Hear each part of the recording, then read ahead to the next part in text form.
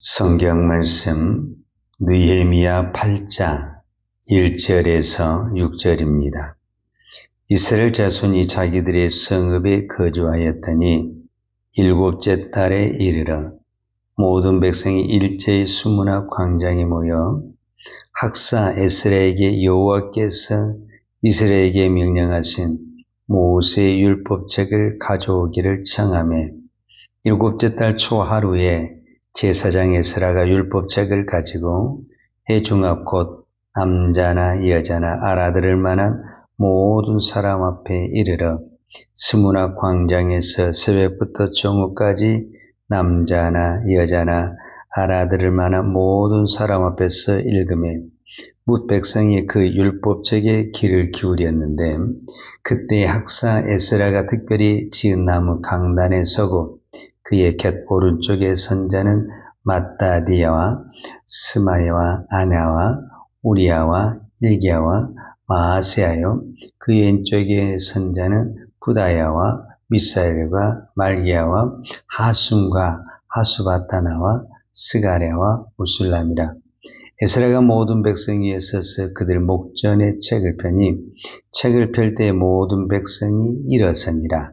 에스라가 위대하신 하나님 여호와를 송축하며 모든 백성이 손을 들고 아멘 아멘 하고 응답하고 몸을 굽혀 얼굴을 땅에 대고 여호와께 경배하니라. 아멘. 이스라엘 백성들이 바벨론 포로에 들어와서 그들이 가장 먼저 한 것은 성전을 건축하고 성벽을 다시 복원하는 것이었습니다. 아마 그들은 70년 동안 바벨론 포로 생활을 하면서 누구보다도 저는 예루살렘 성전을 사모한 사람들이 돌아왔다 이렇게 봅니다. 왜냐하면 우리가 다니엘서에도 보면 다니엘이 하루에 3번씩 시간을 정해놓고 기도할 때 아무 데서나 기도하지 않냐고 예루살렘 성전이 보이는 창문을 열어놓고 그가 하나님 앞에 하루에 3번씩 기도했다. 이렇게 성경이 기록하고 있습니다.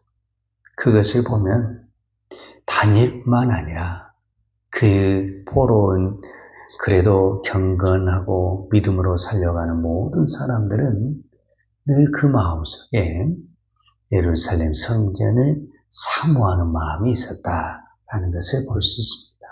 그래서 그들은 오자마자 참 우리가 그동안 에스라서나 느헤미야서 보면서 어려움이 많았죠. 방해하는 역사도 있었고 정말 말도 못한 어떤 고난도 있었지만은 전적인 하나님 은혜로 성전도 세워지고 성벽이 세워졌습니다. 우리가 어제 성경을 보았던 것처럼 느헤미야 7장에서 이제 성벽의 문짝을 달면서 성벽의 모든 공사가 끝났다. 어떤 부분에서는 그들이 어떤 목표를 달성했다는 목표를. 그러면 그 다음이 무엇이냐? 이제 이게 중요하거든요. 그러니까 우리가 목표를 달성할 때까지는 참고 인내하고 이렇게 하죠. 근데 목표를 달성한 다음에 그 목표를 달성한 다음에 어떤 것이 없다고 한다면은 쉽게 무너질 수 있다라는 것을 볼 수가 있죠. 제가 이제 한 가지 예를 들자면 지금 얼마 전에 고등학생들이 대학을 가기 위해서 수능 시험을 봤거든요. 그 학생들의 목표가 뭐냐면 대학에 입학하는 거예요. 그래서 고3 때는 다 참고 열심히 공부하죠. 그래서 이제 대학을 들어갔네. 이제 목표를 달성했잖아요. 그 다음이 없어, 그 다음이. 그러다 보니까 쉽게 타락을 하고 자기의 어떤 정체성을, 특히 믿는 자의 그 정체성을 잃어버리는 경우들 참 많거든요. 그래서 이스라엘 백성들에게 있어서 성전을 지은 것이 목표가 되었다고 한다면 어떤 부분에서 느헤미야서는 7장이 끝나면 되는 거예요. 성전이 완공이 됐잖아요. 목표가 달성이 됐잖아요. 그런데 8장부터 나머지 13장이 계속 지금 기록이 되어 있는 거거든요. 그러면 이 부분은 지금 무엇을 말을 하고 있는가? 성전 건축이 목표가 아니라는 것을 말씀해 주고 있는 거예요. 자, 오늘 성경에 보면 이게 참 하나님의 은혜인데 1절 느헤미야 8장 1절에 보게 되면 이스라엘 자손이 자기들의 성읍에 거주하였더니 7째 달에 이르러 모든 백성이 일제히 수문학 광장에 모여 학사 에스라에게 여호와께서 이스라엘에게 명령하신 모세의 율법책을 가져오기를 청하매 그랬거든요. 우리가 일명 이 8장 1절에 있는 말씀을 가지고 수문학 광장 부흥회 요즘 말로 하면은 사경회 어떤 그렇게 칭호를 붙이는데 자, 이 수문학 광장에서 이제 학사는 신약 시대의 서기관이라는 거예요. 이게 신약 시대는 제사장도 많고 서기관도 많으니까 서기관이 따로 있고 제사장이 따로 있었어요. 그때 이제 바벨론 포로 돌아왔을 때는 사람이 별로 제사장도 없고 서기관도 없고 그러다 보니까 에스라가 서기관 겸 제사장의 겸을 겸직을 했다고 우리가 이렇게 볼 수가 있는 거거든요. 그런데 제사장이 겸 에스라가 모든 백성을 소집한 것이냐? 그게 아니라는 거예요. 이 8장 1절에서는 백성이 에스라에게 찾아가서 모세의 율법을 가져다가 우리에게 읽어주세요. 백성이 에스라에게 청을 했다. 이게 다른 사건이라는 거예요. 그러니까 여러분 내가 오락해서 그냥 마지못해서 와서 내가 하나님의 말씀을 듣는 것과 자기가 막 찾아와서 말씀 좀 가르쳐 주세요. 말씀 좀 읽어 주세요. 하는 그 마음의 자세는 같을 수가 없다. 우리가 이렇게 표현할 수가 있죠. 자, 8장 1절을 현대인의 성경으로 제가 다시 한번 읽어 드리겠어요.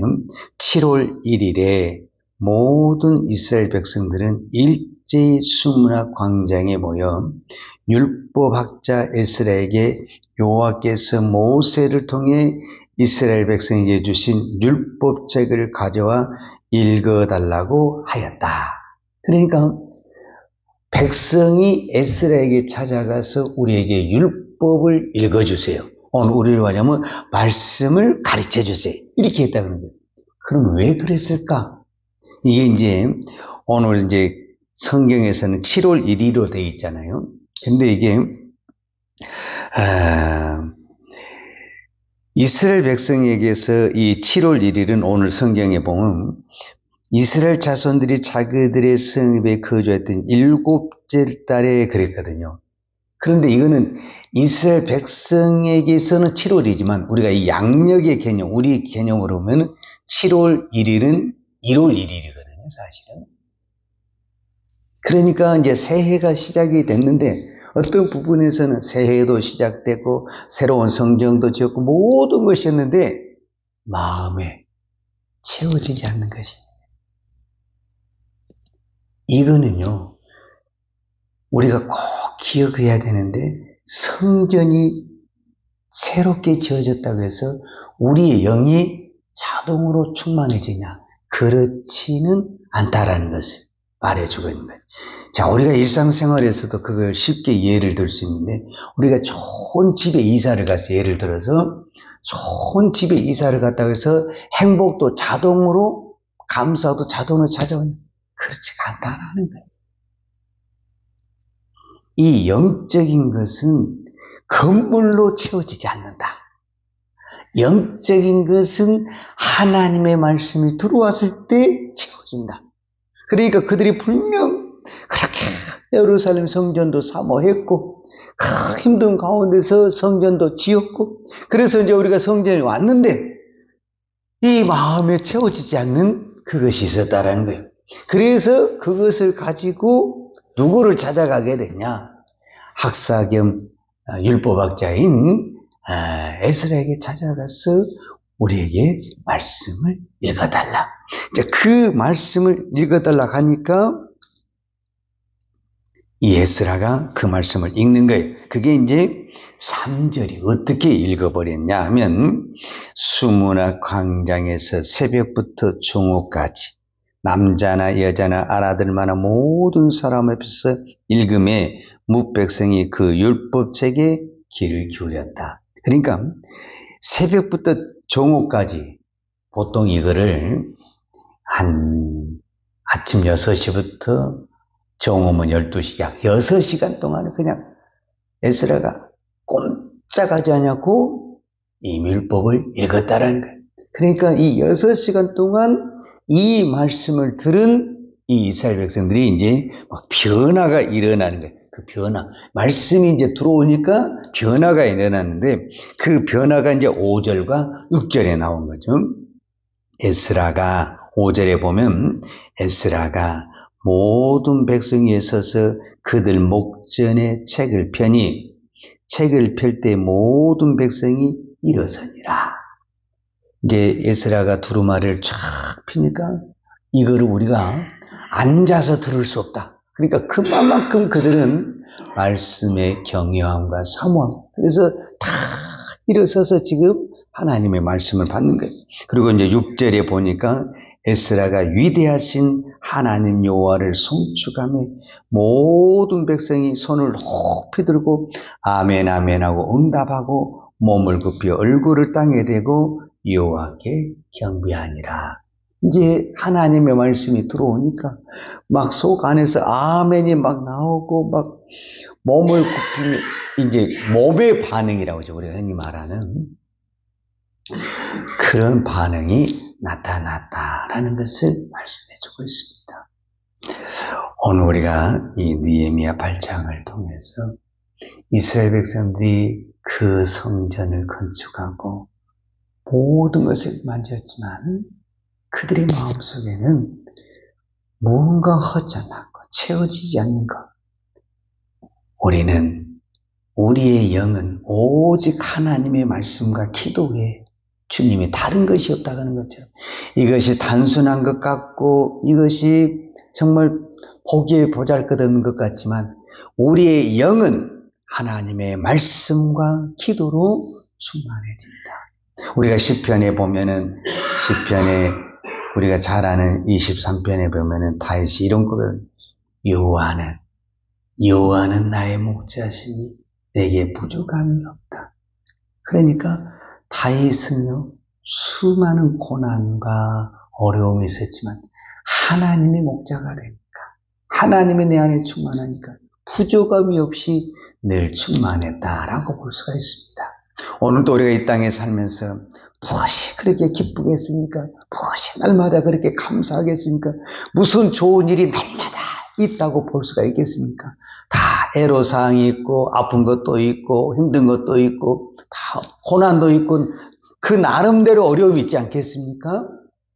그러나 하나님이 내 안에 충만하면 그 환경 속에서도 우리는 기뻐할 수도 있고 감사할 수도 있고 만족할 수도 있고 웃을 수도 있는 거죠. 좋은 일이 있기 때문에 웃는 것이 아니라 좋은 일이 없지만은 하나님이 내 안에 계시기 때문에 그 모든 것을 좋게 볼 수 있는 믿음이 있고 은혜가 있는 것 아니겠습니까? 우리가 좋은 일만 있어서 웃는다 그러면 웃을 일이 얼마나 있겠습니까? 그러나 이 세상에 분명히 악하고 힘든 일이 있지만은 하나님이 이 가운데서도 나를 지켜주시고 보호하시고 나와 함께 하신다는 걸 생각하면 저절로 막 기쁨이 나오고 감사가 나오고 할렐루야가 나오고 아멘이 나오지 않습니까? 오늘 이 새벽에 기도할 때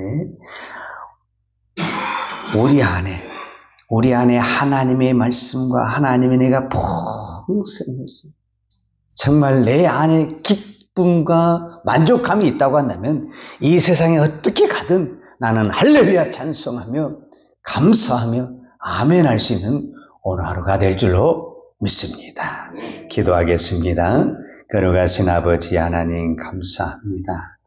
오늘 또 우리가 이 새벽을 깨우며 기도할 수 있는 것이 감사하고, 오늘 또 우리가 기도할 때 하나님의 은혜가 부어지심을 믿습니다. 오늘 또 하나님께서 우리 안에 충만히 계셔서 세상을 바라보고 환경을 바라보고 사람을 바라볼 때는 만족감도 없고 기쁨도 없고 감사도 없지만 하나님만 생각하면 모든 것이 감사요 은혜가 될 줄로 믿습니다. 오늘 또 내 힘이 아닌 성령의 힘으로, 말씀의 힘으로 승리하게 하여 주시옵소서. 예수님의 이름으로 기도하였습니다. 아멘. 여호와는 내게 복을 주시고 너를 지키시기를 원하며, 여호와는 얼굴로 내게 비추사 은혜 베푸시기를 원하며, 여호와는 얼굴을 내게로 향하여 드사 평강 주시기를 원하노라. 이제는 우리 주 예수 그리스도의 은혜와 아버지 하나님의 무한하신 사랑과 성령님의 풍성한 은혜가 오늘도 오직 하나님 한 분으로 만족하며 믿음으로 살기를 원하는 사랑하는 주의 종들 머리머리 예와 이 나라의 민족과 한국 교회 위에 온 열방의 이 생명의 복음을 증가하는 선교사님들 예와 사랑하는 주의 자녀들 머리 위에 이제부터 영원토록 함께 있을지어다. 아멘.